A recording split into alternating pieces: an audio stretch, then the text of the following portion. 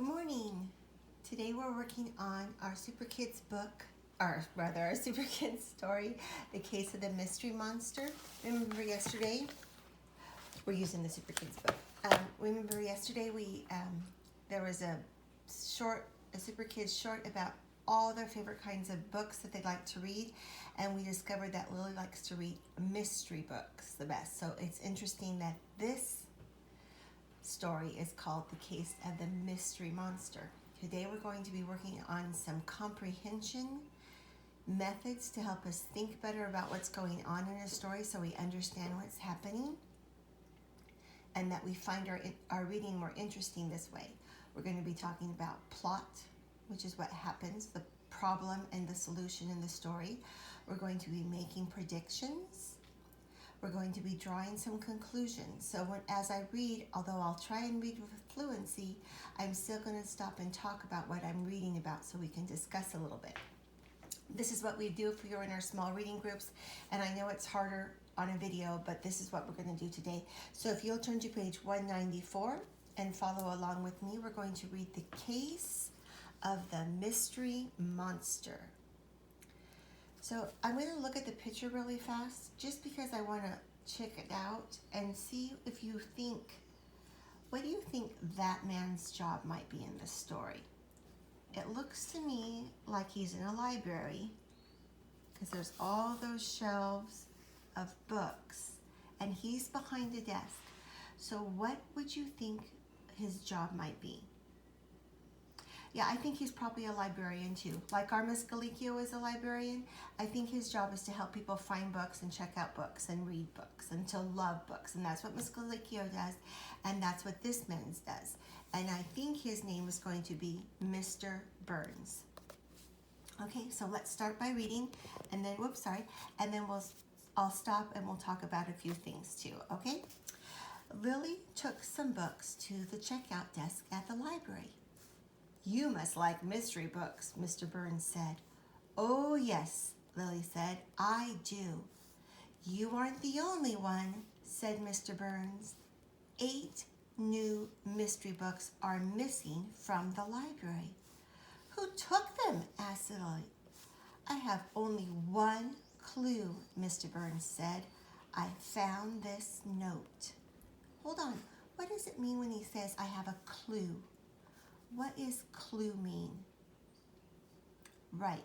It's information that might help you solve the mystery. So he has a note that is a clue. Next page. The note said, "Hold on to your books. The mystery monster lives here."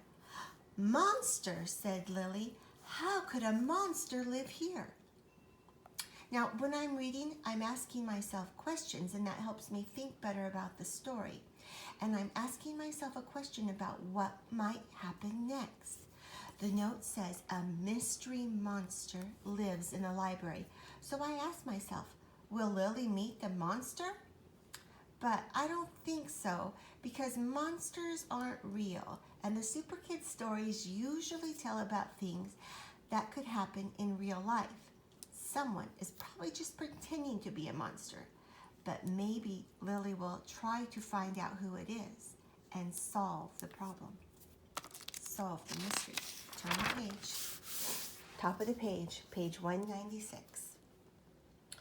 "I don't know," said Mr. Burns.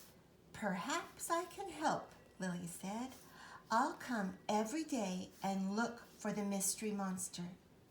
"Thank you, Lily," said Mr. Burns.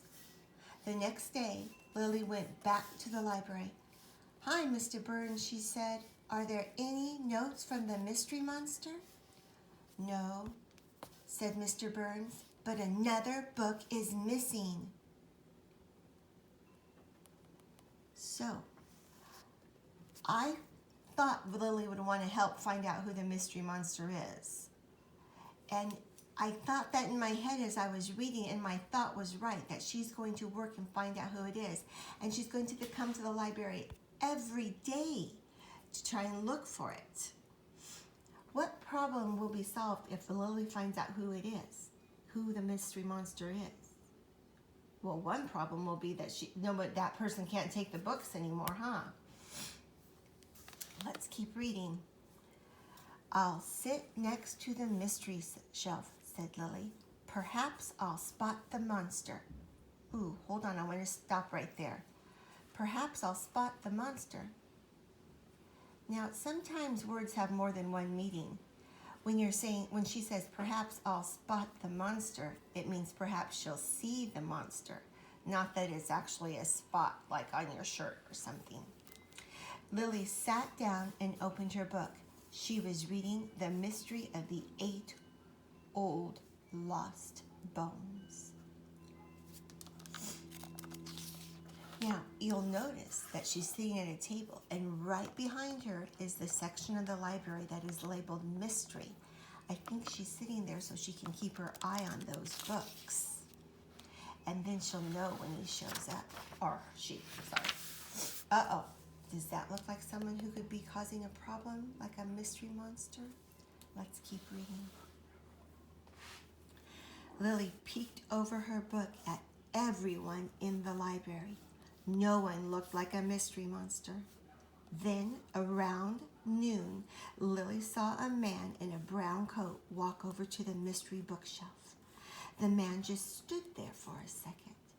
Then he walked on to the sports books. That man does not seem interested in mystery books, Lily said to just herself. So when I look at the picture, do you think she's looking at that man in the brown coat? I'm thinking she's checking to see whether or not he takes a book. And if he took a book, then she might know he was the person. And she's kind of peeking at people because that'll help her solve the mystery. If she watches carefully without their noticing, she may be able to spot the mystery monster taking books. Why does she think the mystery monster might be the man in the brown coat? Right, because the story says he goes to the mystery shelf first.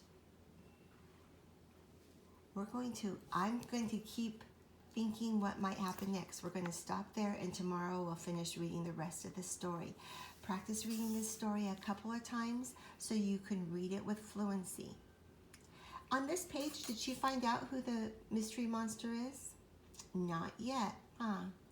Because he walks away without taking a book, so she doesn't know yet. We'll have to keep reading the story.